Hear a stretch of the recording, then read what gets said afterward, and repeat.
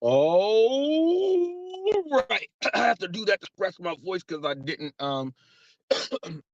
didn't do it yet. So I have to do that right there. Thank you for tuning in. I was not gonna go live today. This is not it's not one of my gig episodes. It's not one of the episodes on my series, The King of St. Louis. It's not a hot seat episode. Um, this is not a podcast episode, one-on-one with hot facts. It's not one of those. And it's not a hot seat episode. This is just one of I do these probably in a month. I'll probably do maybe like one or two of these that I just go over a whole lot of different things. Open talk, open discussion. But since New York had an earthquake, I was like, I'm gonna go online because this is something that no matter what, unless you're in California and you grew up here and you live most of your life here, you lived in Mexico City, Japan, you live places where there's earthquakes. A lot of people don't know what to expect, how they feel, and everything. And being that I am a native of California and I've been in so many earthquakes, we have them every day, but pretty much all the major ones that were in Southern California, obviously the one up in 88, 89, up there in the Bay Area. I did not feel that one, but in Southern California, we had some tremors going on. I have been in some huge earthquakes, the largest earthquake I've ever been a part of. I think it was like a was that the Northridge quake? Was it the Northridge quake? That was like a 6.4. That was like the Northridge quake. But typically most of the earthquakes that we're gonna like really feel, if it's a jolter or a roller, I'll let you guys know about those. People in New York, if you experienced it and you felt it, you'll be able to click the link or write in the comment about which one it was. I'll be able to go over a jolter, a roller, and a lot of things that there were a lot of things that were not taken care of and they were not prepared for because it doesn't happen there. So we're going to be going over the earthquakes there. Also, I want to give a shout out to H Money Boxing. Okay. For we're gonna do that right there, that earthquake there. Then I want to give a shout out to H Money Boxing. I appear there often on the panel. Shout out there, 162,000 subscribers. Always hundreds or thousands of people in the chat every single time we are up there doing our thing. And we had some very, very, very interesting discussions last night. And we're going to go over the state of boxing, but more importantly, in the state of boxing, I'm going to let you know exactly what I'm going to be talking about when I get there. We're going to talk about the love of boxing gone. Okay. We're going to talk about the face of boxing. Does race matter? You guys will have to understand what that means. And then what is ducking in boxing? Now, also with that, um, I want there's a guy by the name of Thunder out there and some other people. They don't like the N word and all that. And so you are going to hear how black people actually speak when we are speaking together. Now, also on the panel that is up there, there's two white guys, us black guys, and there's a Puerto Rican guy. So it's a mixed panel, and you are going to hear how we speak because some of the guys up there are from prominent boxing channels too, um, huge channels also, and we speak the way we speak. And especially when you play sports, you're going to hear everything. We're also going to be getting into, um, I was asked a question I was supposed to go on a show last night to be asked questions. I only got a chance to answer two questions. But there was one question that I was asked that one guy, and I would like for the poor monkey guy, the same guy that was there, to click my link. I would like him to be here because I, I actually have a clip for you guys that answers it all. And then also they were having a hard time. They asked me a question about um Thunder said, give me one of because he says like this earthquake in New York. I'm not supposed to report on it. And if I do report on it, it's not my story because I did not create the earthquake. So that's pretty much what he was saying. Like if we hear about let's say someone goes and bombs a building in Boston and I hear about it in California, I'm not allowed to report on it or it's not a news story of mine because I'm not there in Boston on the scene and I didn't cause the scene to happen. So they were doing that. But he did ask me, and I am able to answer your question because you tried to make it difficult. Okay, because that's what we do in journalism, and I'm gonna share a clip to break that down. But what I do have here is I told you on scene reporting, and you guys don't know what that means. Jeffrey has up here, he's gonna put up there on scene reporting. When you click on scene reporting, that's me when the buildings are burning up and I am interviewing the fire chiefs. That's me on the scene doing my reporting and giving it off. So to answer that question, you said, what's my favorite one of me actually being there on the scene? The playlist that I have up there on scene reporting has them all for you, Thunder. So you don't even have to go and search. They are all there. Um, that's what they're there for, on scene reporting. You can check those out. Also, I have it up here in a link also. It's already here, on scene reporting. But you can check that out, and then you can tell me which one of my videos is your favorite on scene reporting that I did. Now, I spoke to many different fire chiefs and things like that, and you'll be able to tell me which one was your favorite. But I do have a clip, and I'll actually have on because you guys do see I always have an assistant, and my assistant is the one I have sex with. I have sex with my assistant. I'm not Puffy. I'm not Epstein or all of them. I can have sex with my assistant. So that's what I do. So you see her up there in the thumbnail. So in the thumbnail, you guys know that I roll with somebody as my assistant. That's why her picture's up there. And she got the shades on because she's always on watch. You ain't gonna see her eyes, but she's always on watch. So that's why that's up there. So I'm going to use my phone there, and I'm going to actually play one of my on-scene reportings for you guys. Then you guys can go ahead and check out the playlist, or check out the playlist and then come up with your, all your other stuff. Okay, and that's going to be based upon the journalism thing that I'm going to go ahead and go over. Then I was someone told me to go check out the DoorDash Revolutions channel today. I got there late. I think they were finishing up. But there was a guy by the name, and I do remember this guy that the Revolution thought this guy was me. His name is Reezy Knight, and he was asking if I'm in California. Yes, I am. And I heard the Rev say something. This is when I heard it was something about Prop 22 and earned by time, and he said there's a 3 people in California that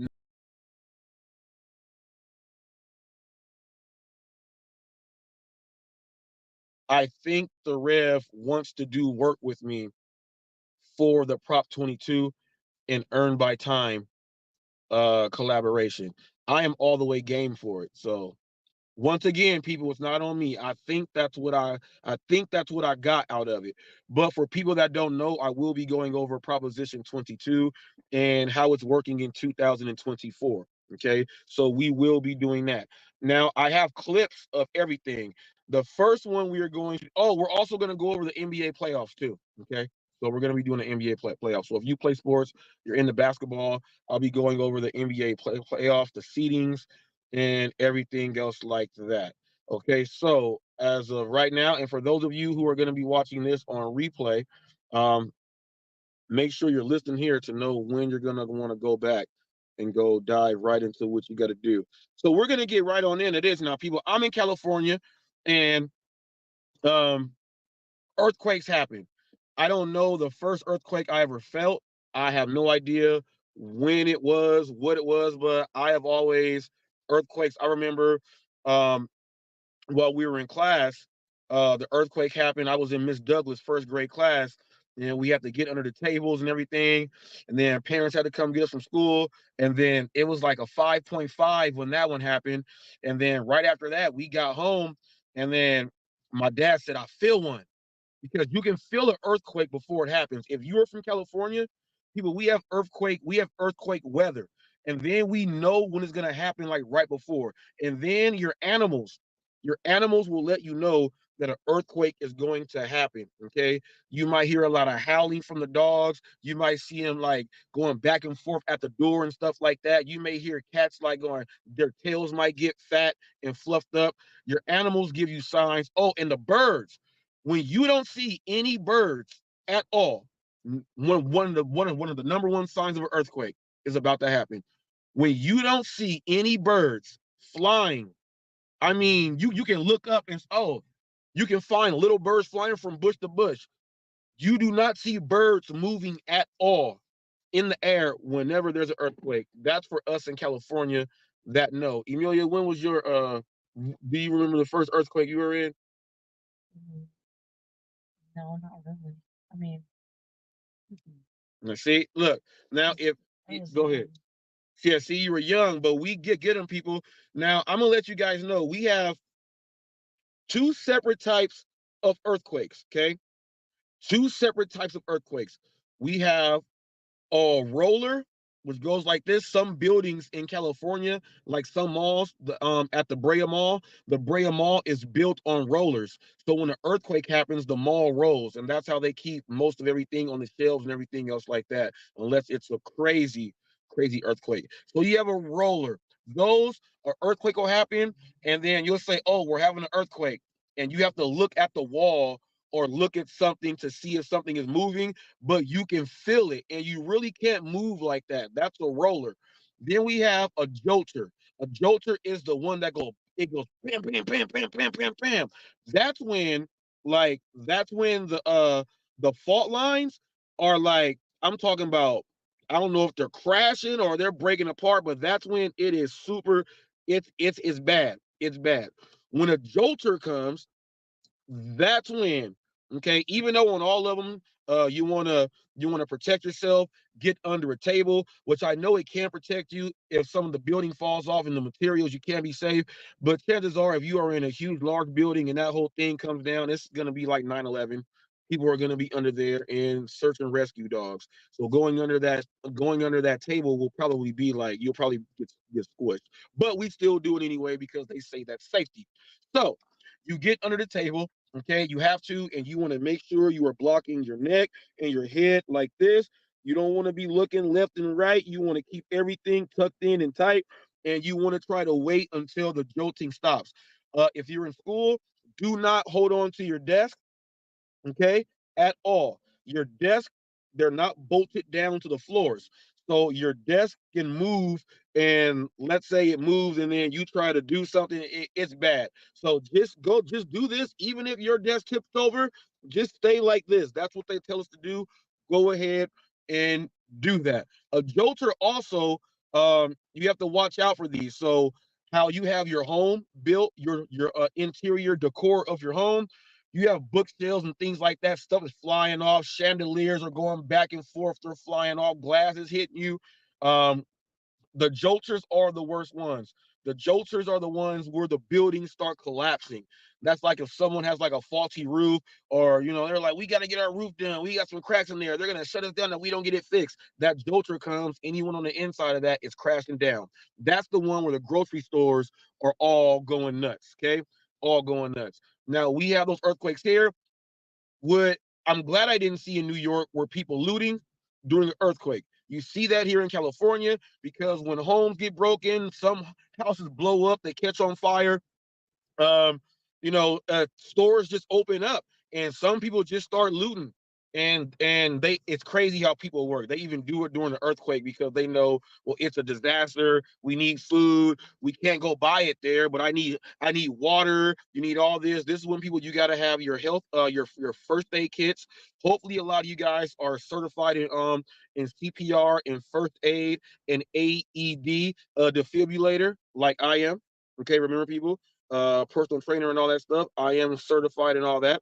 I can help someone when I come up to a scene and help them. Also, with my kinesiology background and my sports medicine and how I do my physical therapy, I'm able to assist and do other things while if something has happened. I've had to do it before.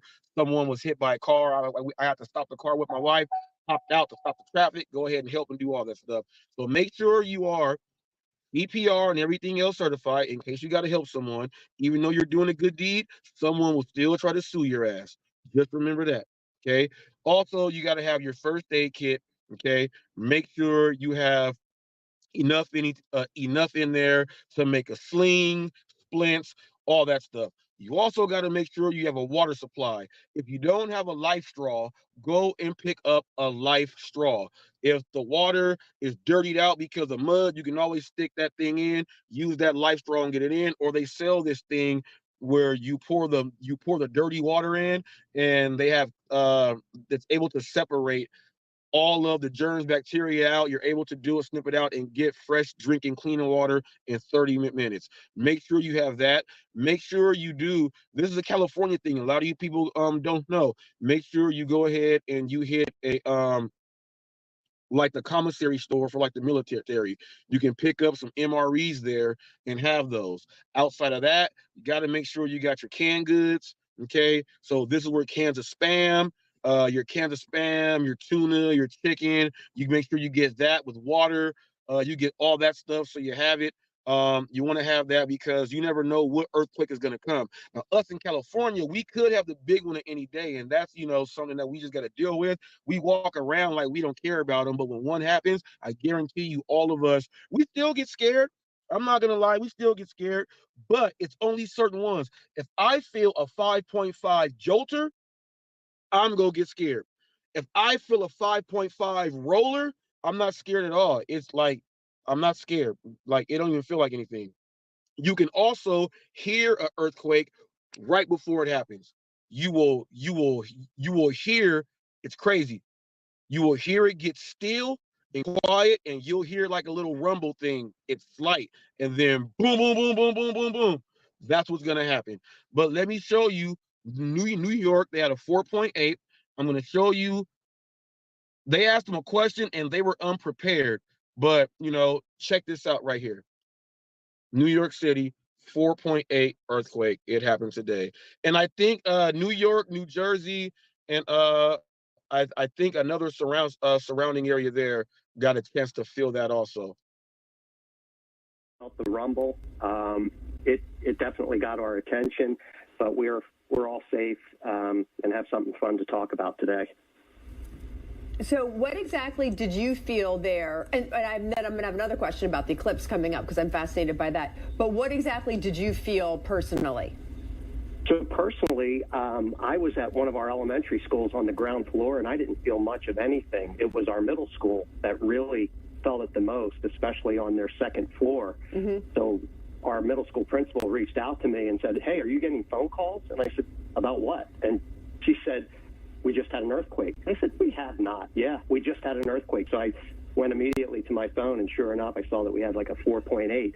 So then both of us thought it would be a good idea to just send something out to the community to make sure that all the parents knew that we were safe. Yeah, I know you have scenarios for just about every situation. What is the protocol for an earthquake?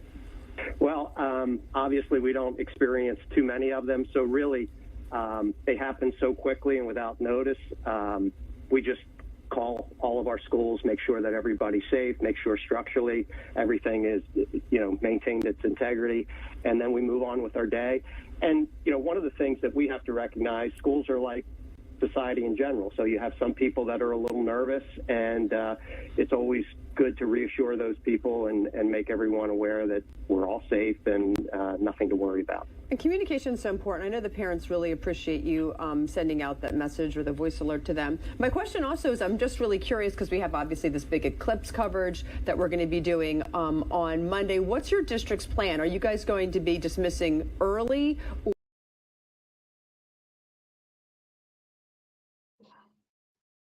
Now check this out. They ain't used to earthquakes, and there's gonna be eclipse. Well, you know what? Are you guys gonna be dismissing early for the for the eclipse?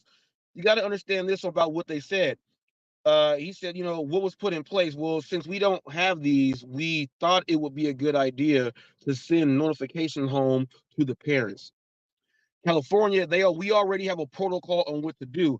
So those places, it's crazy that just because you don't think it's going to happen there, you should always be prepared. Our government should always be prepared for any of our natural disasters that happens on this earth. It should not come to them saying, well, I thought I felt it. I didn't know, but not even like, oh, we're having an earthquake. If you don't have those, you got to freak out. Gas lines can break and pop and all type of other stuff.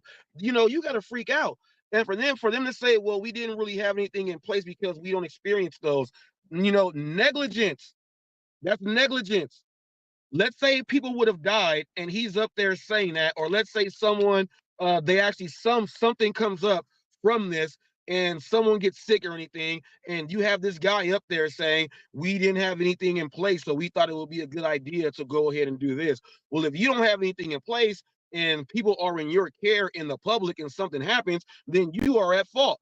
So just in case you guys don't want to get that lawsuit, I suggest you guys start doing more earthquake drills and other drills, how we have to do that OSHA makes us do when you work inside any of a facility that is OSHA has to go in there and check. You have to do your fire alarms and emergency and disasters and who's in charge of this, what people are in charge of the AEDs and CPR. You have to have all that stuff. They can have them for the business of making money, but where people are just going to learn and get some education, they don't have nothing to go ahead and set up there. We got to go ahead and fix this. Even though 4.8 to us ain't really nothing, we deal with a 4.8 any day of the week. But at the same time, if there is nothing in place when something happens, it's not our fault as citizens. Okay, it's not our fault. It's your fault. How many of their buildings are now going to have now the building and the code inspectors for the city and the counties are going to be very, very busy right now. They don't experience earthquakes, so therefore they don't know what type of structural damage is done. Even on a roller, things can happen. Like I said, gas lines, electrical wires, water pipes and pumps and things can go. It may knock off the alignment of the foundation there, and they may see that, oh, we got to fix this before we red tag this place. The county and the city are going to be going nuts. Now, right now, you are going to see what we get here in California. You are going to see some people trying to go and get insurance fraud, insurance scams. Now, even though they don't have that in the area with earthquakes, you never know. It's people out there that own a business that still say, I'm still going to pay for earthquake insurance. And if something happens to their business or it was already there and they're in the area where this earthquake happened, guess what? You know what? I got to file a claim. I'm one of the businesses that had something happen. Go ahead and take a look at this. Now, they can't prove it because the earthquake did happen. So you will see your fair share of earthquake insurance schemes coming up too. So New Yorkers, New Jerseyans, and everybody else around that area, we typically have something called an aftershock. Okay? Aftershocks are typically smaller than the original magnitude of the earthquake. So if that 4.8 was the big one right there for you guys, normally the aftershock is going to be rolling around 3.2 something, but it could even be another 4.0.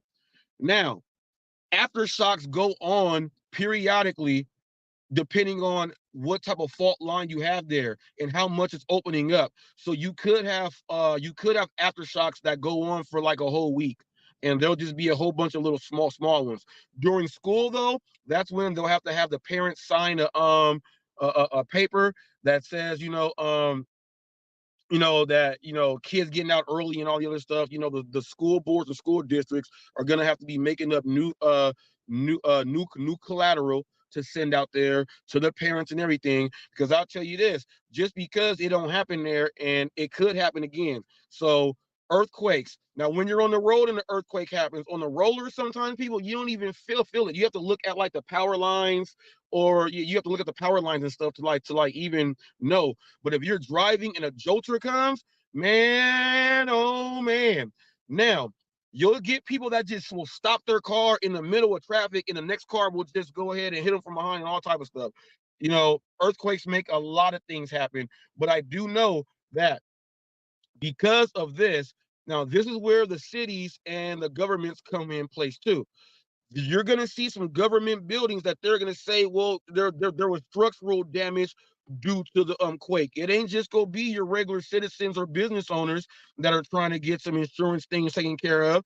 It's going to be these buildings that the governments run that you have to go into, like the DMVs and the health department, and you want to go into these facilities to go ahead to conduct your business as a public citizen. Now check this out. if something happens with one of those buildings or they already knew, they're going to say, well, guess what? We got to raise taxes to make our people go ahead so we can fix this building. And we know they're going to do it because they have to come here and do business. This is how the governments go ahead and take over on you during something like this. A lot of you guys don't want to hear this stuff, but it is all the way the real. It is all the way the real. That was my impersonation of the dashing investor, and I think I did a horrible job. But I tried. But that was the earthquake that happened there in that area. So, thunder. So when you see me, like when you see this, yes, I did not create the earthquake, but I can still do news on it. Now, which brings me into the next one that I'm going to do. You asked, and I want to get this out of the way. You asked me a question about what's my favorite going up to a scene and doing my own reporting. So the playlist is up there. I also put the link up there. It's up there also, and Jeffrey is throwing it in. You also asked me about what I do is, you said what I do, you do reaction, you don't do news. You get news that's out there and go report on it. So that's a reaction and not news. Well, during this, what you are going to hear, you are going to understand what I do as news, also how I do it, because I have to go back to sources to make sure the sources are correct. Okay. And you will understand why. Okay. And this also goes for Port Monkey, the guy that was up there. This is going to be for you. Okay. Because you asked me, why do I call myself a news channel and everything also. So you can go ahead and watch the playlist there also with my on-scene reporting, me interviewing while the stuff is going on scene reporting. You will see that. But this clip that I have, and I actually did this 7 days ago, this answers you and Thunder's question. And it's crazy that Thunder missed this because I spoke about him in this episode.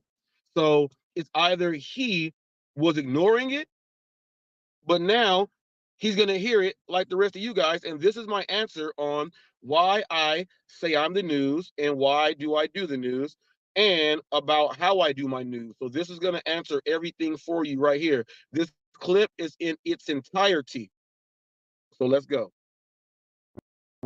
Okay, you guys may know who Roland Martin is. I'm going to go ahead and play his clip. Roland Martin is angry because of the journalistic work going in by some of the prominent Black enterprises that we have out there. One of them is Black Enterprise. Okay, that's one of them there. But there's other sources out there that are doing the news that are not going to get the information correctly. They are going ahead to take the information from other people, then put it out before fact checking to make sure what they are putting out is right. Because what TMZ did, TMZ put up that it's already been sold, Diddy sold everything, but it is not finalized. When you do your research and before you say things, it has not been finalized, but he did put up Revo. Now, Roland Martin is saying that as Black people, and this is a Black matter for Black business and Black media, we should be doing a better job, but we don't have the resources put there to hire the right people to have it put so that we can get it. There's a new age when social media kicked in to how you go ahead and report news. A way that I do it is, I go and do my research and I do it, read the articles, go ahead and do it and give that, but I give my opinion, break the news down. But then I also go ahead to look for the sources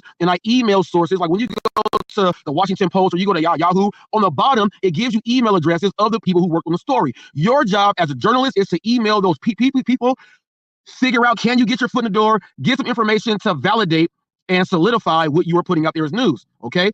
Another way on how I do it is, when I do that also, I go to an actual news channel and I play what the news channel is reporting and who they spoke to. So now we can get that. So when I go do more research, I know who to go ahead to type up, to go ahead to who to try to bug to get this information out there. There is an old school standpoint that is being forgotten when you come into the new school age of journalism. Now we're going to get into what Roland Martin is saying. Now, a lot of you guys have channeled, you may do reaction videos, you may do this and that, but when we are talking about what you have to do, as a journalist, we gotta be doing it right. Now, Roland Martin is specifically talking about the job the Black enterprises and papers have done with going on with what Diddy has going on. And TMZ did some false flagging and reporting ahead of time without getting some resources set also. So let's go ahead and check out what Roland Martin is saying. And actually it was yesterday that I was going back and forth on social media. And there was some folks who were talking about, that Black-owned media really needs to be, covering this story, needs to be all over it. And I said something to them, but I said, actually, what you're describing is very difficult to do. Here's what I mean. People are always saying what black-owned media should and should be doing, but a lot of people don't understand the nature of the business. The fact of the matter is, you don't necessarily have a lot of top reporters at many of the black-owned media outlets because we're not bringing in the money to be able to hire them. You can run it down, Ebony, Essence, Black Enterprise, Blavity, I can go on and on and on. You don't have significant reporting staff. What you do see out there are people who are writing these stories and they're just aggregating content. And I keep saying that the problem with aggregating content is that when you do that, you also then begin to push out false information. So, perfect example. Somebody said to me, well, look at Essence, they did a story. Okay, and this is not to pick on Essence and pick on this particular reporter, but it's a problem. So if you look at the story that was posted on Essence, Sean Diddy Combs' home was raided in connection with federal sex trafficking investigation. Investigators have interviewed numerous accusers in connection with accusations of assault, trafficking, and the distribution and solicitation of narcotics and firearms, sources say. Okay, got it. So when you now read the story, it is by a Revea Ruff, and I don't know who that person is, if they're male or female, but I want to walk y'all through why these type of stories are problematic. So when you go through the story, you see how they're quoting Fox 11 Los Angeles, okay, describing the raid on the home. And then you see them saying that two of Combs' sons have been handcuffed. Then they go, this is handcuffed and detained by authorities during the search, but these reports have not yet been confirmed. Well, why are you reporting it? Then when you go through the story, they're quoting the Homeland Security, saying Homeland Security describing what took place. It says the federal department said in a statement released to news outlets. Okay, well, I don't understand why Essence didn't get a copy of the statement, so they don't have to attribute it to news outlets. And so then when you go through here, it says via CNBC, a source with knowledge of the situation reported that federal authorities have interviewed 3 women and 1 man in New York regarding allegations of sexual assault, sex trafficking. Interviews with 3 more women are forthcoming. Here's a problem with that. That's not your source. So what you're doing as Essence, you're putting a stamp of approval on a source from CNBC who you don't know. You don't actually know if this is true.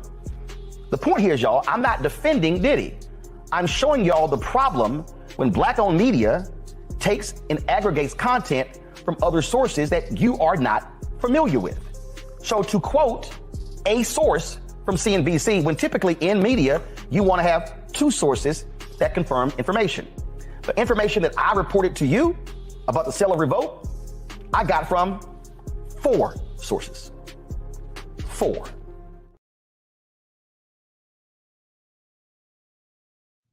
Now, you got to understand that that's the cloth that I am from right there. But there are a lot of people that will just go on like video media, not even go into the real thing. Well, I heard this, so I'm going to go out there and put it up. You can't do it just like the sale of Revolt. I reported on it, but I have said it is not finalized. Okay, so it is not done. There's people reporting that it's a done deal. You don't go and do those things because what if something happens before it's even done and it's a renege?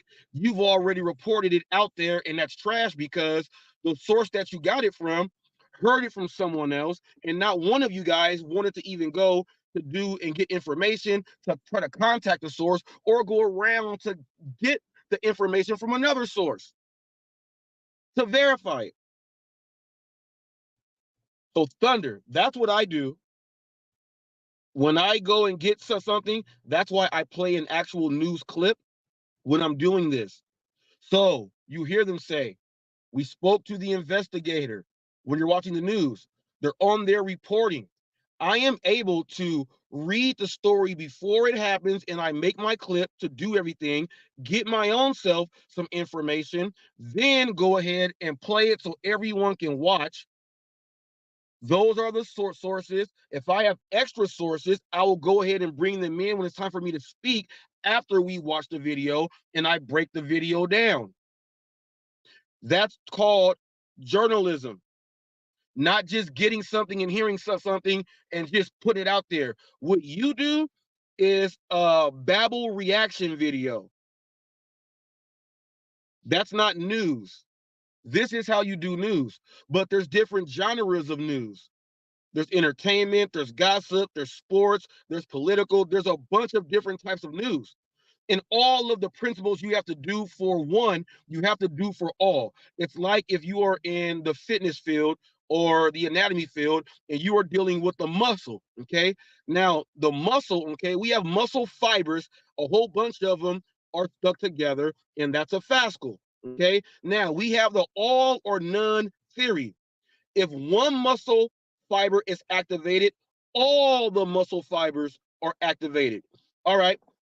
If you are dealing with home energy and solar, if you have inverters that it's helping you run your solar, if you have just a regular inverter, if something happens to, let's say if one of those panels goes out, all of those panels go out. When you're dealing with the micro inverter, they're all on their own individual inverters now. So therefore, if one's not getting shade or like whatever, the other ones still work perfectly fine.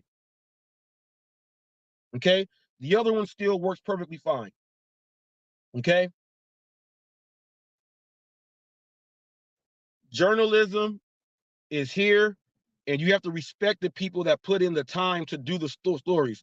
If you don't watch a channel and you don't know about the stories that are going on, I'm pretty sure you don't know who Roland Martin is. I'm pretty sure. Prominent, been all over CNN, HLN, MSNBC. He's been Fox all over. He's been all over. 1.4 million subscribers here. He's been all over. I'm pretty sure you've never even heard of him. But do you hear how he speaks? Now, he is pro-black and everything else just like me. Okay, you got to start understanding things. I like journalism and I love it. That's why I do it. That's why I have real on-scene reporting and I do all this other news. That's why I tell people when they say, well, how's he calling himself the news? Anytime you are there filming yourself, I'm my own cameraman, I'm my own reporter, and I do my own stories. I'm the whole show. I got to think of the questions there on the spot and all of that stuff. Remember April O'Neil with the Teenage Mutant Ninja Turtles, always out there on the scene? That's how the officers and the sheriffs and the fire department and all them know who I am. They see me on damn near all the scenes. So why am I on all the scenes? Because I do the news. So I hope that answers everything, Thunder. And if you say, well, that doesn't answer it, then you have a hard time comprehending. And since you are someone that you build, you actually build the wiring and the whole floor plan for people's homes and everything, you have to understand and comprehend to do that. And if you don't, you're just, I don't know. So just rethink some things you say. That was an educated answer from me, broken down first, then verified and confirmed and broken down by Roland Martin, which a lot of the news you hear or I've heard in the past in other areas, he's the person that approved it so that you can get it. Thunder, prominent black man. Now, we're going to get into this because we're on the Thunder thing, but I'm going to go ahead and switch it up. We're going to get into boxing right now, okay? And because of this, you know, Thunder said they tried to tell me to apologize for saying nigga. Don't say it. We don't like it. When I know you guys listen to music, you watch movies and everything. That just means you're being prejudiced against me and anybody else that you say wants to use the word nigga. So I'm on HM H Money Boxing. Okay, 162,000 subscribers. I'm on there as a panel. Us black dudes get up there. We talk boxing with white dudes, Mexican dudes, Puerto Rican dudes. There were 2 white dudes on there last night during this panel. Us black dudes and a Puerto Rican. Okay. Now I'm going to tell you. Okay. This is how we actually speak when we are speaking to each other. Okay. Now this right here, we're going to get into this first. Now, when you guys watch boxing, I watch boxing, and we know that there should have been major fights that should have happened. One of the hugest fights that I wanted to see happen, okay, was Aaron Pryor fight Sugar Ray Leonard. Aaron Pryor went to the press conference and told Sugar Ray to his face, I'm the champion. You're the champion. I want to fight you for what you got. Sugar Ray did not fight him. We got people saying that, hey, I got bigger and better things. I'm only trying to get a belt and move up. I'm not trying to fight you. Is that ducking or not? Look at what happened to King Kong Ortiz. You're gonna hear me reference that inside this debate here too. They're like, yeah, there's different things about ducking. What is ducking someone in boxing? You're gonna hear us speak. This is gonna be our full clip in its entirety. It's 3 minutes and 30 something seconds here on this clip of this exact topic that I'm talking about. This is at H Money Boxing. We're up there. There was a few thousand people in the chat while we were doing this, and we're all up there. I want you guys to also listen. It's like barbershop talk. When people say no, all Hot Facts does is talk over you and yell, yell, yell. No, that's not what it is. You guys don't want to hear things because you don't want to get information. So you close yourselves out. So someone will speak louder for you to hear. Like they say, when you love God, you will say it so everyone can hear. That's why the Black Israelites, that's why they scream whenever they're reading the Bible. A lot of you guys didn't even know that. But education. Now, let's go ahead and watch this clip, and it's going to be about the ducking. Okay, about the ducking. Here we go. Let's get right. If you like boxing, go ahead and hop in on this. Let's go ahead. That's a duck. Green, the same nigga said Devin Haney to move up to 147 to beat Earl Smith Jr. If Errol Smith and Devin Haney locked in right now, I got Devin Haney. Man, shoot that right now. Errol Smith is not a dedicated fighter. Devin Haney is about his business, nigga. He's a dedicated fighter. He's a dedicated fighter. When it's camp time, he in them mountains, nigga. I just threw that sub. He's no dedicated fighter, nigga. I don't care what. Let me say this, guys. Let me say this real quick before I get off here. I'm gonna say another thing that I won't consider a duck is when a guy calls a fighter out and he's probably in the top 50, right? And he ain't nowhere in the top 10, but he calls out the number one fighter. If the number one fighter don't agree or is ignoring you because he on bigger and better things, that is not him ducking you. You're not in position. I think ducking is from the first one, ranked number 1 and number 10 in that top tier, where those fights can actually be made. This is where we talking about fights can be made. What about Aaron Pryor and Sugar Ray Leonard then? Hold on. Old school cook for me. Sugar Ray Leonard ducked Aaron Pryor, bro. I know all Sugar Ray Leonard ducked him, bro. He ducked Aaron Pryor. Nigga duck still duck with the bottle, nigga. When Sean Porter, old school cook for me. Hold on, bro. Hold on, man. That's my fighter, Aaron Pryor, nigga. That's my favorite fighter, nigga. You knew where I was coming from. Sean Porter. Cook for me, old school. Nah, man, I was telling you to hold the shields back. You ready to shoot the nigga one time yet. That's all I was saying. Sean Porter, nigga, what's up with that Earl Smith and Devin Haney fight, nigga? You was tripping, nigga. Hey, Ohio. That's what Green said. Yeah, that's what I'm talking to, nigga. What's good? Hey, man. Yeah, Earl Smith need to sit on Devin Haney right now. Boy. Go ahead. I was telling you yesterday, Abdullah Mason, he's a great fighter, man. I think he could be a Hall of Famer one day, man. Honestly. Yeah. Yeah, if a motherfucker want to fight him. Yeah, he gonna get some fights for sure. He gonna get the fights, man. He gonna get the fights. He another example of a real good fighter, but they ain't finna give him no opportunity right now. That's what I'm saying. Hey, D, remember that fight when Mason was bleeding from the nose that day we was watching? Yeah. I was telling Ohio. You remember Ohio? You remember yesterday? Yeah, because that was the day you said, man, he ain't look good today. You know what I'm talking about? His nose he was bleeding.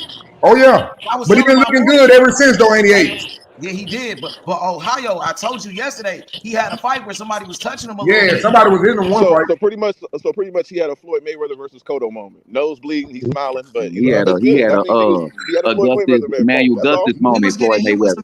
Somebody was hitting him with some shit. Bust that nigga nose, Ohio, bro. That's cool. Yeah, he had a fight. He had a fight one time. I know that.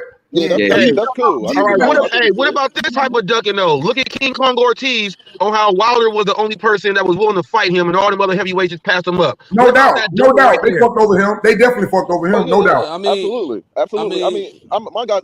Here's another thing before I get off here, and I want to say this too. I don't always think looking at ducking as a bad thing because there is some ducking for great business moves. Bro. Hold on. Let me finish. If you are mandatory and you ain't did nothing, and I'm undisputed, and you're one of the mandatories from one of my belts, I'm not gonna fight you. I got other bigger things to do. So yes, I am avoiding you, and yes, you can call it a duck, but you still got to prove yourself. So it can be a smart business duck. I don't know why people try to downplay ducking sometimes because there are ducking. That's not a duck.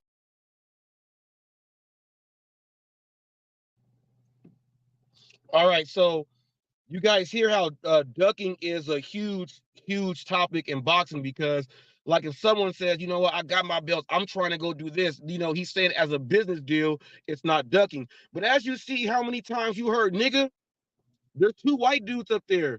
Obviously, they're not saying it, but you hear how many times nigga was used. We're speaking about boxing and everything else there, okay?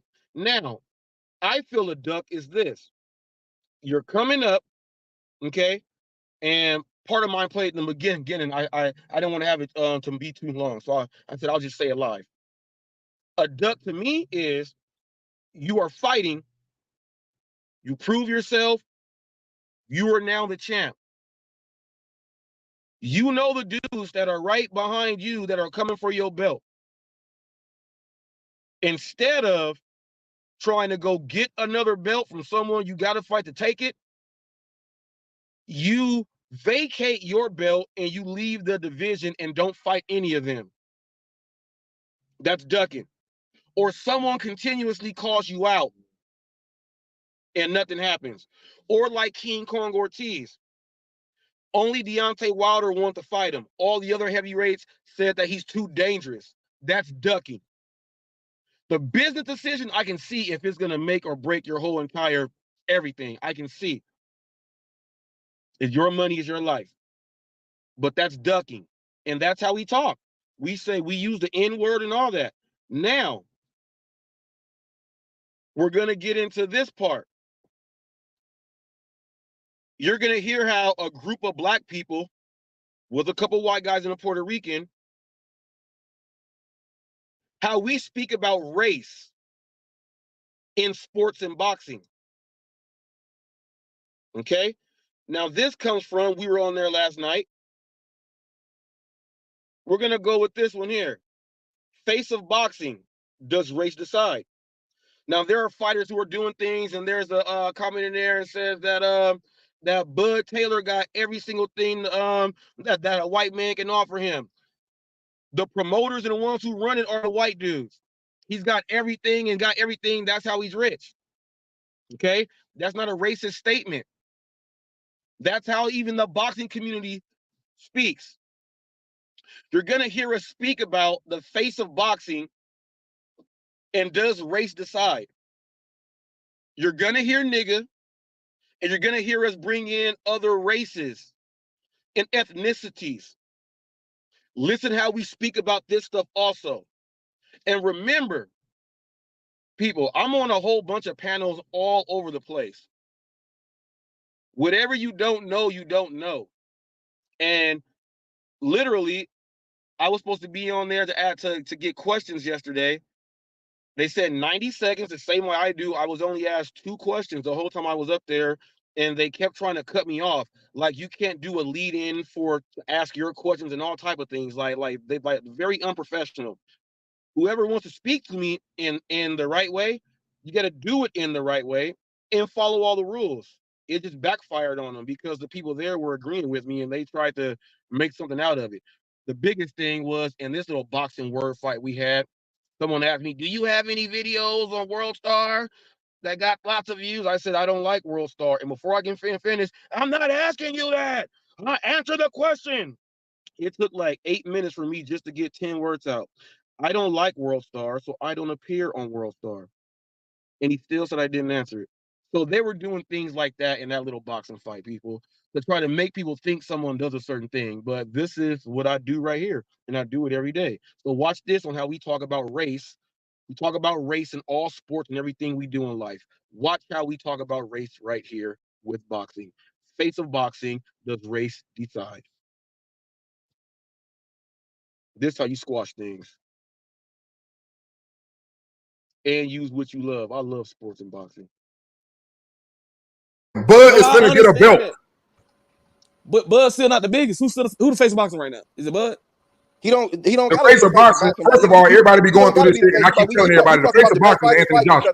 Anthony Joshua not the best fighter on the planet, nigga. He ain't. I said he the face of boxing though, far as money, because that's what they talking about. They just talking about money. Anthony Joshua is one of the faces of boxing. He's not one of the best boxers on the planet. I never said that nigga the best of boxing. Actually, I think he's one of the sorriest niggas in boxing. You ask me, Mexico, the whole you asking me when you say face of boxing, what are you talking about? Money? It's St. Davis right now.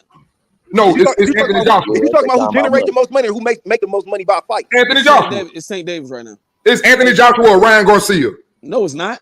You got to throw Mexican. You got to throw Mexican in there. You can't leave Mexican out. Because them niggas, man, listen. Ryan Garcia probably make more money away from boxing than these niggas. What are y'all talking about? Anthony Joshua is the face of boxing. Tank Davis is the face of boxing. Canelo is the face of boxing. Them is the four niggas right there. Canelo's not the face of boxing. Them is the four niggas that make the most money when they get in the ring. Them four niggas. Canelo ain't lost it, G. He ain't lost it. He's showing where he at by not taking that Benavidez fight. I don't think so. He's showing what he is. Go but not taking that Benavidez fight. Get $30 million guarantees. $30 million guarantees before they get in the ring. They hit their account. Old school show opinion, bro. I'm trying to keep it cordial with you, brother. Man, like I said, man, these niggas is going back and forth, right? crevice, bro, with these fights, bro. They trying to be the water, bro. Wherever it's good, I'ma go to get money, bro. Y'all talking about the face of boxing, this money, like the brother said, then this motherfucker's making way more money than Tank. If that's what it is. So it's a whole everybody the face of boxing then. That's in my opinion. If it's according to money, nigga, everybody the face of boxing. Everybody got money. But the Tank still doing what he doing. Who the a face? dollar is still a dollar, bro. But right now, well, he going by the pound. I'm not saying that. I'm saying who's the one that's holding up? Canelo number one for his money, and then it's Anthony Joshua, and then I don't Tyson care about Fury. them. I'm talking about who's selling the fights, bro. Well, Anthony Joshua got, they got boxing. Wait a minute. Hey, Black. I just had that conversation. Hey, let me answer that what he just said. I just had that conversation. If you think, for example, that Tank go out right now and sell 2.1 million, that they did that because of Tank, you's a dumbass motherfucker. I'm not saying. So how can we say who sell the most? How can we say who sell the most when they put the undercards? Hold on. If I put, for example, the last time he fought, they put Booth Ennis on his fucking undercard. I want to see Booth Ennis, so I'm gonna pay for it. I'm just saying, it's not fair to say that. Right under goddamn that Pacquiao and Mayweather fight. So how you not saying it's the same thing like when Spence fought Mikey Garcia. They talking about he sold out Texas. Yeah, him and Mike and another Mexican. You ever been to fucking Texas? I understand that though. 2024. Shit, ain't nothing but Mexicans in Texas. What you talking about? The whole state is Mexicans, nigga. Fuck you mean? Shit, you ain't never seen Dallas Cowboys even got fucking games in Mexico and training and everything because there's so many there. They got to go show them and support them because they want their support.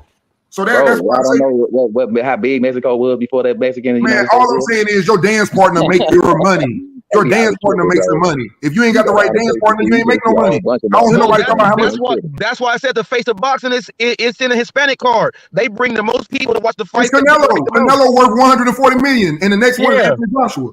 I'm telling you, and that's why the Brits got that shit. Yeah, you got to think. Hey, but think about that. What we just said. Hey, HotFacts. Think about that. What we just said. So if Anthony Joshua and Canelo, and who was the third one? Tyson Fury. Those are all foreign fighters.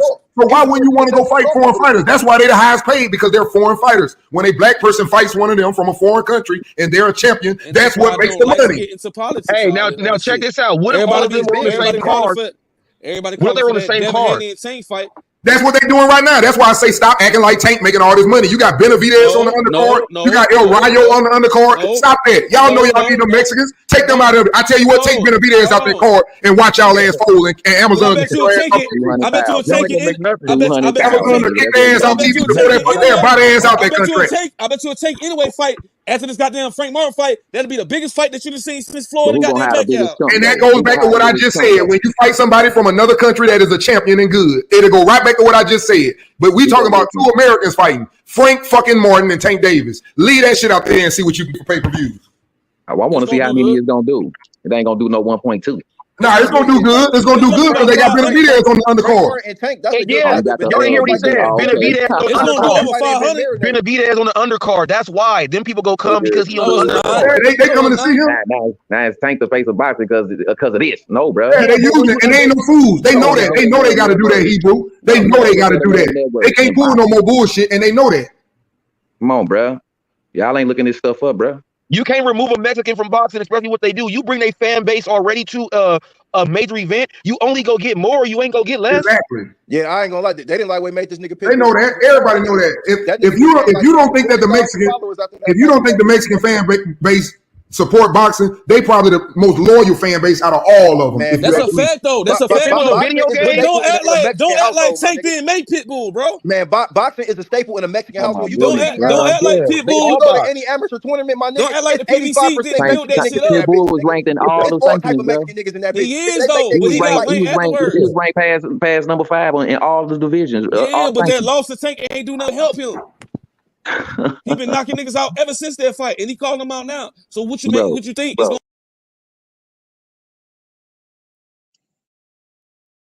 Now, as you see how it gets fiery, it gets heated, it gets all of that.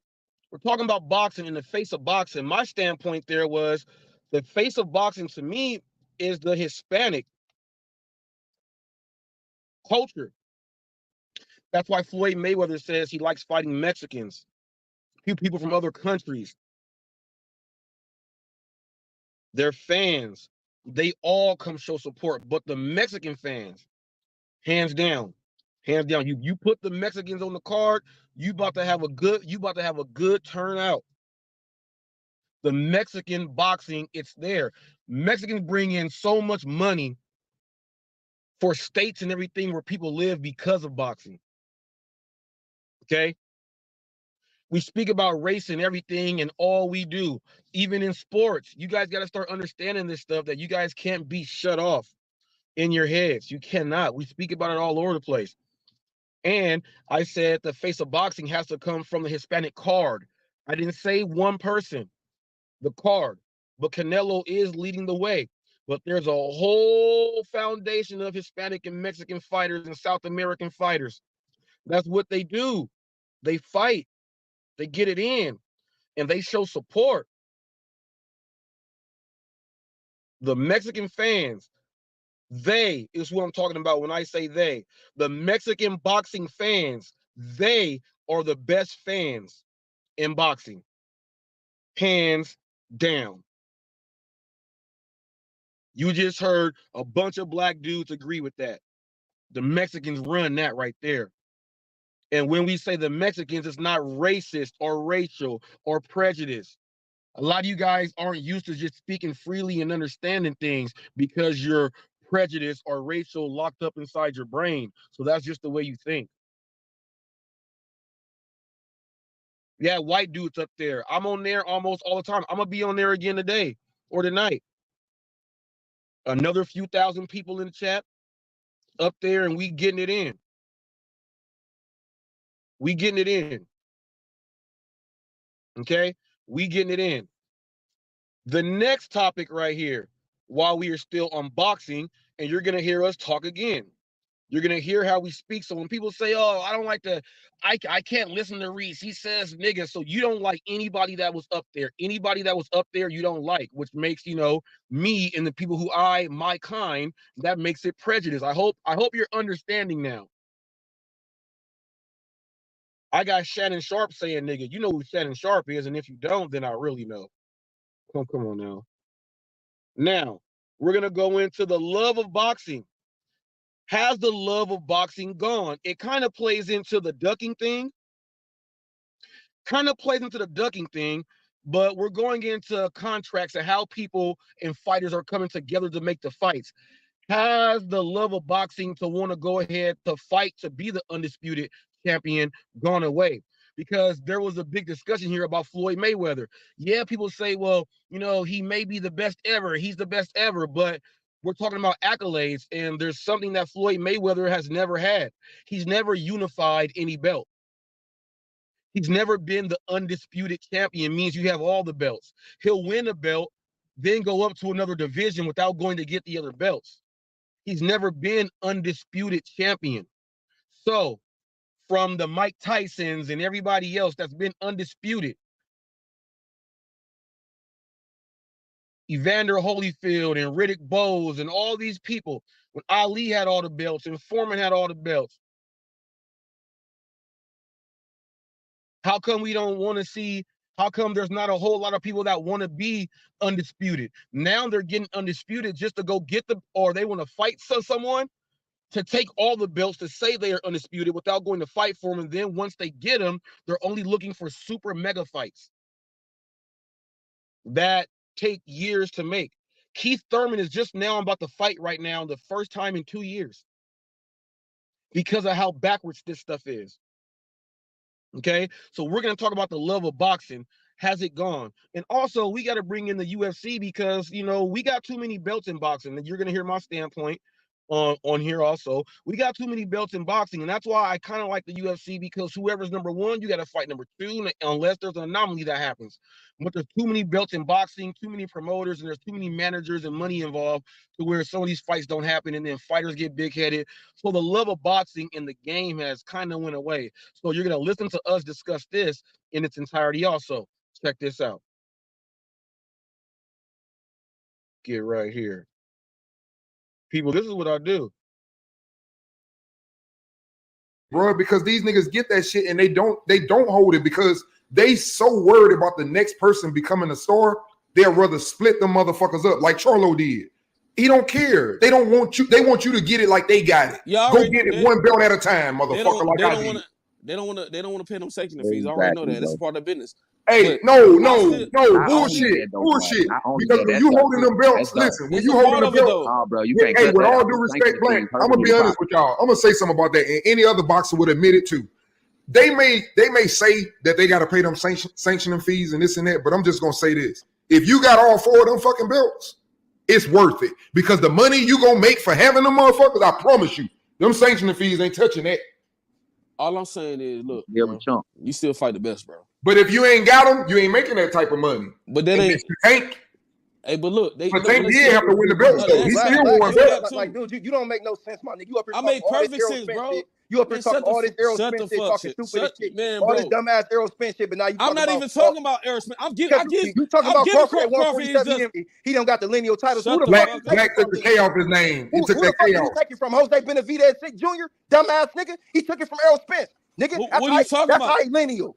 Boxing did this to us, y'all. Boxing did this to us. Boxing did this to us, y'all. We talking about all this stuff, lineal champs and everything. Boxing did this to us. Crawford and Earl was fighting for undisputed. What the fuck you talking about? He ain't taking from Earl. Boxing ain't did shit to me. Fuck boxing. Them niggas is out there trying to make money and fool motherfuckers and get them. I feel like if you undisputed, that's all they doing. Hold on, I'm gonna say. I know better. I'm gonna say this. I'm gonna leave it alone. I'm gonna say this. I'm gonna say this, and I'm gonna leave it alone. If you undisputed, you get undisputed to finish it one time. It don't even matter if you drop a belt. Crawford ain't trying to do that. He's trying to move. So what you talking about with Devin Haney then? But wait a minute. Hey, listen. Devin Haney did it twice, nigga. Hey, Black. All the belts don't matter anymore. Hey, Black. Let me ask you a question. Black, which one sound better? Hey, Black, which one sound better? A four division champion and 3-time undisputed, or a 3-division champion and 2-time undisputed? Which one sound better? I feel that, bro. But at the same time, so that's what I be saying when I say I get it. Wait a minute, but this is what I'm saying. I get it. For me, I'm just a boxing fan. I'm gonna be honest. Yeah, I want to see Boots and Bud because I think they're the best niggas in boxing. Exactly. But I'm a boxing fan too, but here's the thing. I get it, and I know them niggas don't get down like that. You not finna get that after I had to work all my motherfucking time, and you ain't fought.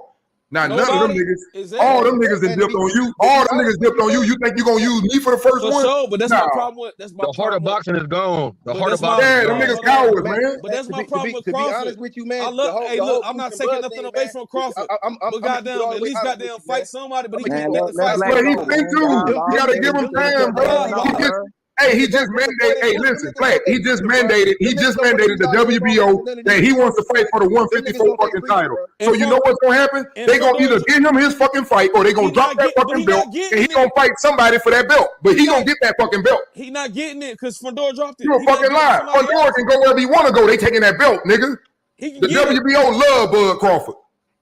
But it still don't matter because he still no. You don't understand that he got the super belt. He is the mandatory. If you don't fight him, they gonna take his shit. That's what I'm telling you. I understand. This proves it that there are too many belts in boxing. This proves it. There's too many belts. No, this hold proves on. It right I understand it. Man, got to heal facts, right? But he got to understand what I'm saying to him. Bud is finna get a belt. But Bud's still not the biggest. Who the face of boxing right now? Is it Bud? He don't the face of boxing. But Bud's still not the biggest. Who the face boxing? All right, now, y'all. So, as you see, we get in debates, we get in discussions. Now, as you see, we all know the full history of boxing, how many belts the people got. You name the fighter, we know it inside our brain. That's what we do. Now, I do that for everything I do, people, to get in there and talk and do sport and stuff like that. As you see, we know how many we went from lineal championships, who they beat, everything, but we all got into the love of boxing. fighters have to go and be like coerced to go and do things, and the fighters don't got the heart in what they used to. You're not seeing the big fights that you used to. You used to be able to know that I know they about to get down next. Let's go watch that chunk them right there. It don't happen like that anymore. It don't happen like that anymore. So the love of boxing right now, we are in a state with boxing where we even got the franchise belts. So not only all right, put it like this. You have intercontinental belt champions who are not the real champions, but they're just intercontinental champions. Okay, from all of them. You got the NABO, you got the like a NABIF, you got the WBO, WBA, WBC, IBA, IBF people. You have all of these organizations, and then they now have franchise belts to where, well, we have a franchise champion. The franchise champion is not really the champion. He's just a franchise champion who they say is the face, as like he's like the president or the employee of the month for for us. It's kind of like employee of the month.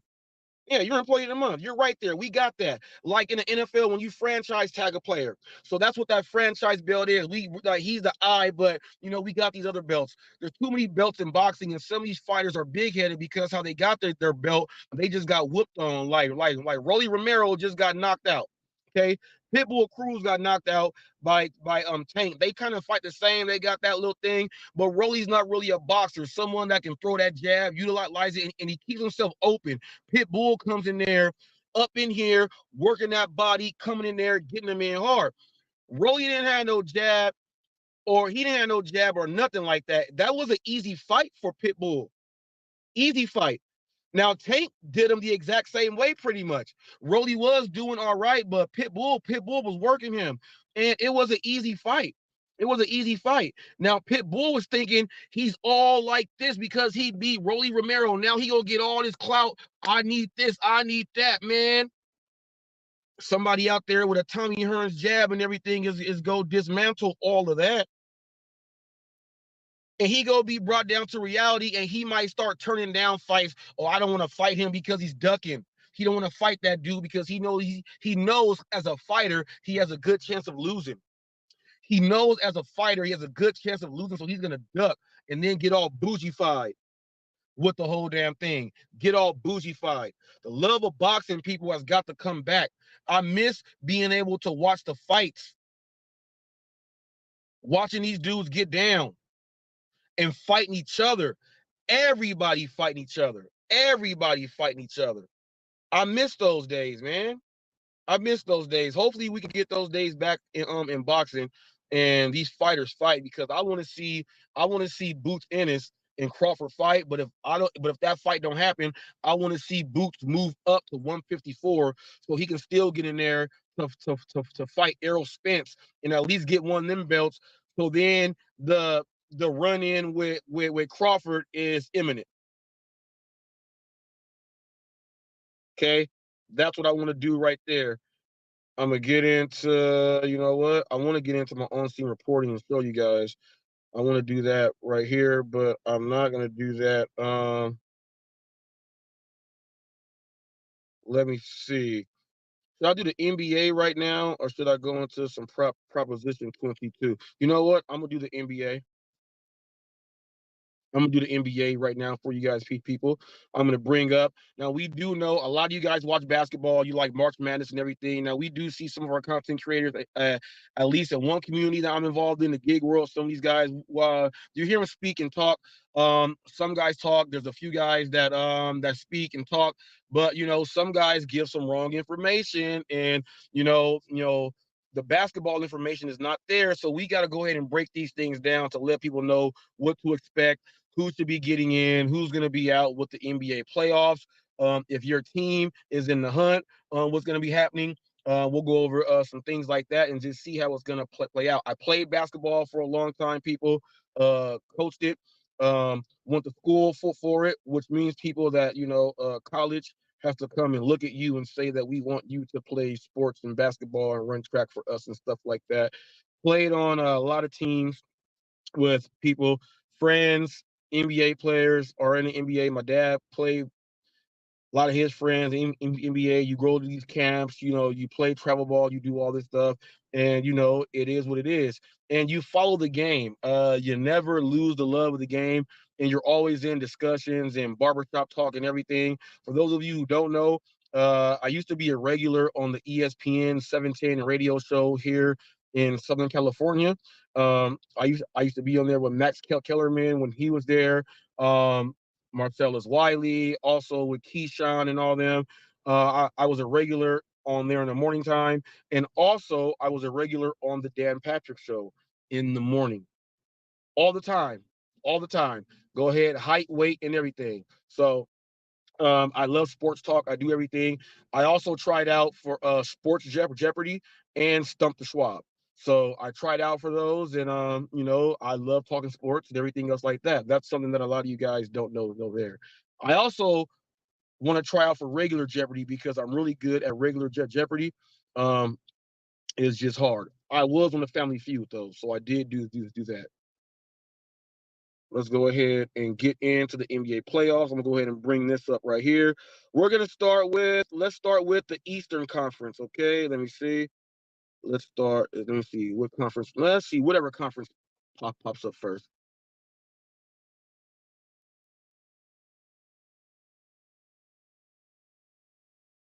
Okay, starting off with the Eastern Conference, people. So we're going to start off with the Eastern Conference right here. I'm going to go ahead and take this banner away right here. As you see, we got the playoffs right here. People, we only have a few games left. If you are brand new to basketball, there's 82 games in a regular season. So if you do see right there 60-16 people, you do see that the NBA season is almost over. That's 76 games played for Boston right there, people. So there's a handful of games left in the NBA right now before we do head into the playoffs here. As you see, Boston's number 1, Milwaukee, Cleveland, Orlando, New York just had Julius Randle was out. So they're going to take a big hit. Hopefully Brunson can go ahead and carry them on to do their thing. But as you see, Indiana's right there. Now you got from number 4 to number 8. They are only a few games apart. So number 8 in the play-in could possibly be up there to make it into 6 or 5. So on the East, all of this is interchangeable. The dangerous team in the play-in, people, the play-in is 7, 8, 9, and 10. The 2 teams that win the game on the play-in will advance in to be part of the 18 playoff. They added that in basketball to make it more exciting for everyone else there, to give other teams a chance. It used to just be 1st through 8, but now you have 7, 8, 9, and 10. Okay, so the play-in there. The most dangerous team in this play-in right here is going to be Philly with Joel Embiid coming back. That is going to be a monster right there to deal with. Because of how you see what the records are, he's going to have a huge factor in the playoffs, and they can pretty much take any one of those teams. The team you got to watch out for, obviously, is Boston, Milwaukee. But you also got to take a look at this. Cleveland is playing very, very well, and Orlando is no slouch either. But the ghost pick here is the Miami Heat. The Miami Heat with Eric Spoelstra getting in there. The coaching is phenomenal there. You already understand what Pat Riley does and how he wants the game to be played. If they are in the playoffs with Jimmy Butler, they can upset a team and possibly get to the second round. Can they get all the way to the finals, Eastern Conference finals? They have a good chance there also because their team is built, okay? Their team is built for the playoffs right here. Their team is not really built for the long haul of the whole season, but much like the Lakers, and I'm going to get into that, they are built for a tournament like this, which is why the Lakers won the play-in tournament. I mean, not the play-in, the in-season tournament. They are made for something else like that. Let me go ahead and just pull that right back up for you guys. Let me go ahead and just pull this right back up again so we can look at these teams again. All right. So we also got Indiana.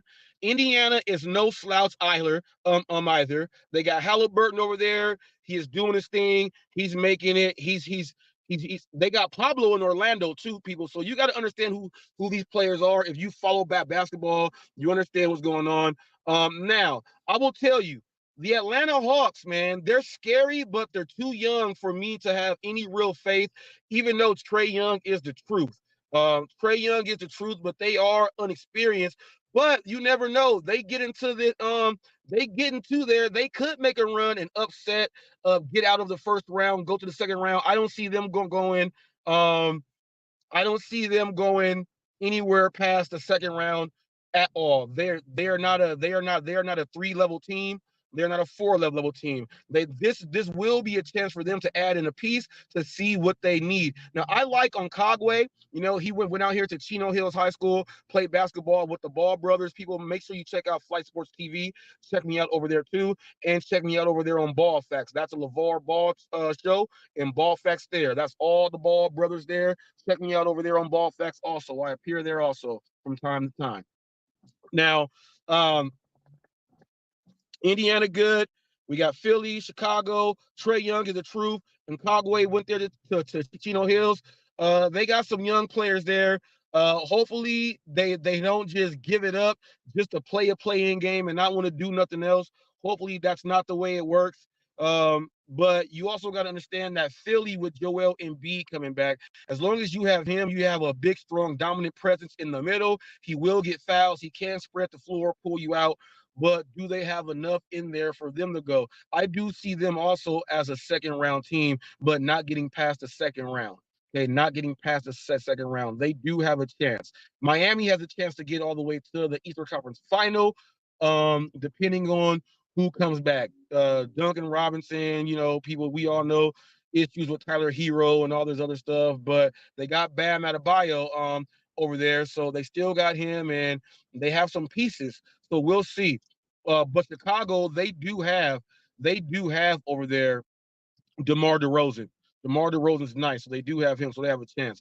But if you want me to pick someone to come out of the East, I want to put my money on Boston, but since I like Milwaukee, I'm gonna put my money on Milwaukee because the Greek Freak mixed that with the Lopez's and all that. They have a nice squad.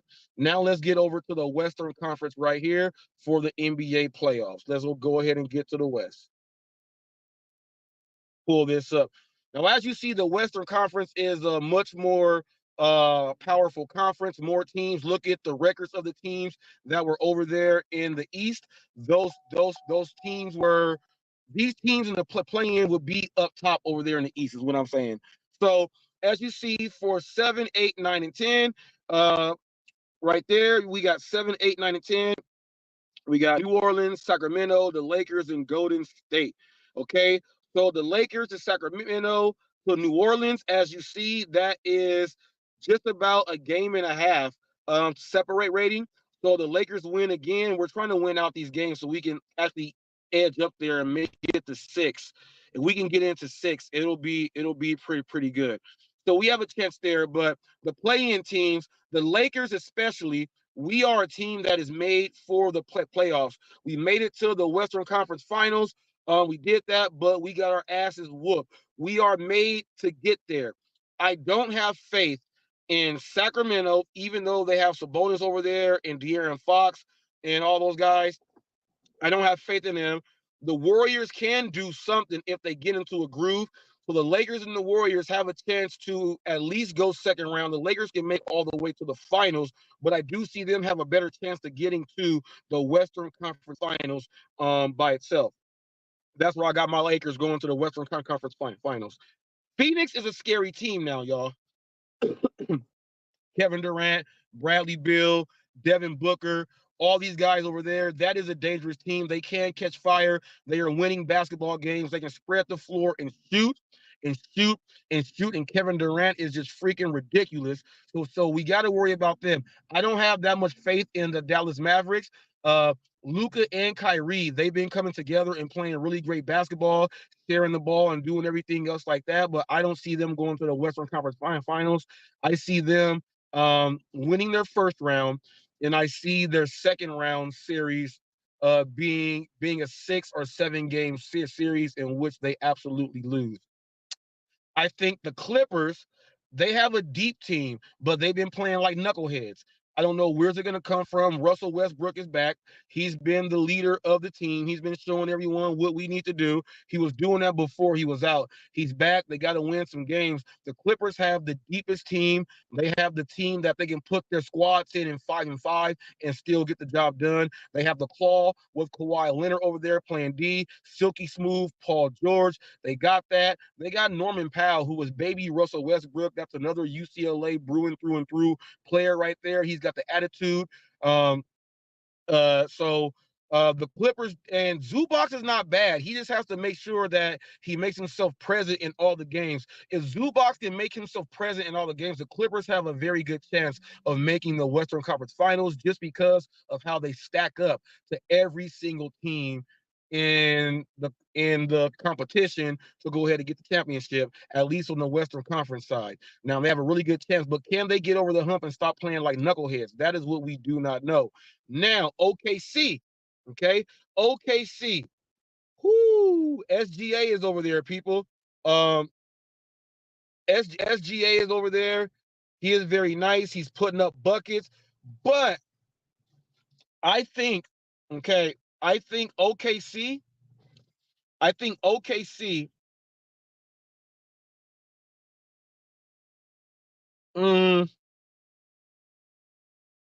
I would like to see OKC versus Dallas in the playoffs. Now, we all know that 4 plays 5. Okay, it goes like that. It may happen. And I do think that series from OKC and Dallas, I think that'll be the series that Dallas loses. OKC wins to get on to the next round, but I do think that they lose. I'm worried about the Minnesota Timberwolves, though. They got Anthony Edwards. They got the Eiffel Tower. They got Karl Anthony Towns. They have a very, very, very, very nice squad. They are playing great basketball. They have a complete team. Here's what I think is going to be the Final Four on the West. I would like to see, and it won't happen. I would like to see the Lakers. I would like to see LA, Minnesota, Denver, and the Clippers representing the Final Four teams on the Western Conference side. That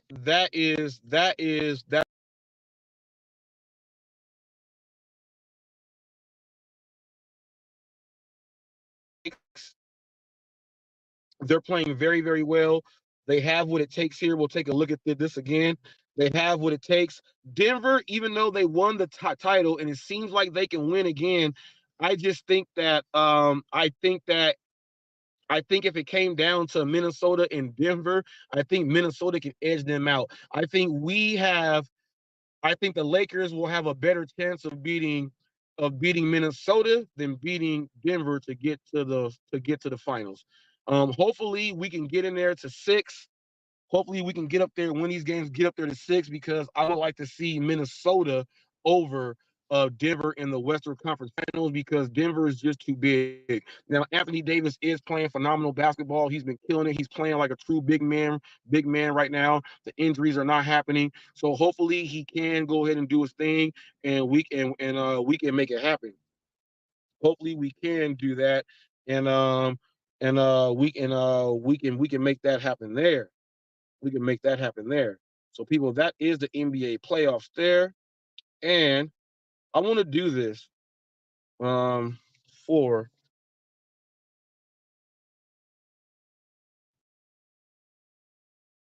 let me see. Hello, Robert. The Lakers ain't making it to the finals. They ain't even making the Western Conference Finals, man. You slacking. You are slacking. I want to get into this because this is just a regular live. The gentleman want to know about Proposition 22, so I'll go ahead and just let him know right here. Proposition 2022 is an act that put in place for us here in California. I was one of the people on the front line fighting for it, getting petition signed, so it is here. You know, for all the wait times and everything that is going on, we get paid for it, so that we're not being screwed out of orders. We get paid per hour. Okay, it's only by the base pay. So whatever your city's minimum wage is, you get paid that per hour, okay? But it doesn't count tips, it's only your base pay. So if your base pay is $3, okay, you have to do 5.5 orders in that time frame to make it, but you normally don't get that. So you get Prop 22 to go in there to help you out. Also, Prop 22, medical, dental, vision, you can go ahead and get your benefits. You pay for them. It's a discounted rate, discounted price. They have all that stuff over there. California is a unique market in the gig community. It's the #1 market as far as the most workers and the most companies that people can actually work for on the apps. California is very, very unique because we are a state that the whole state, not just a city or a county, the whole state is earned by time. No matter what, our whole state is earned by time. Even though the tier system may be in an area or two, the whole state is earned by time. We have the large order program, catering program here, the regular programs on DoorDash, Uber Eats, the same, you know, all that stuff is there. On DoorDash, you got all that stuff, catering programs and all that, but it's earned per hour. That's what it is. Because we get Prop 2022. So you get that in, it works out. It is a very, very great thing to have. Now, to get in full detail about how the work is and the driving and everything, I'll have to come up and do a live, answer some questions for you. Rizzy Knight, I do believe you're in Long Beach. I left you a message there and I put all the freeways. So you're like, okay, yeah. So I'm from Paramount. I was born in Linwood, from Paramount, okay? Compton, Paramount, Linwood, Long Beach. That's my area. That's my area there. Family all over Watts, Inglewood, LA, Lawndale, Palmdale, Lancaster, all over LA, Lakewood, Cerritos, in Orange County, all over the place in Orange County. So I'm Southern California all the way. And through. That's why whenever you will watch a video, you'll always see me with a hat that's got California, like Ice Cube and everybody else. People, it's California nonstop. Everything I do. So, but Proposition 22 is here to help. I can help you with learning how to go ahead to navigate in some of these markets that we're in, and let's just see how it's going on. So Rizzy Knight, if you do watch, let me know. I'll write you and everything else there, and we'll go from there. And I'm gonna let you hear what other people have said about me, about how I do my channel and everything. Thank you guys for watching. I'm gonna play this while we go ahead and go on out, a couple of these, and we'll go from there. So Rizzy Knight, I'm gonna let you hear this one first. Hey, HotFacts with Robert Reese, man. This your boy Dash Bandicoot tapping in with you, brother. Hey, I'm right here on a break in my dash right now. I'm getting busy, but I figured I'd tap in before I eat some grub real quick. But yo, man, I like your channel, like what you're talking about. You know what I'm saying? I feel like we share some of the same ideas as far as like how to navigate this gig market. So just tapping in, showing love, man. I seen your comment. Finally got a chance to hit you, bro. Whenever you get a chance back, man, just holler, man, for sure, man. Love, bro. Be safe.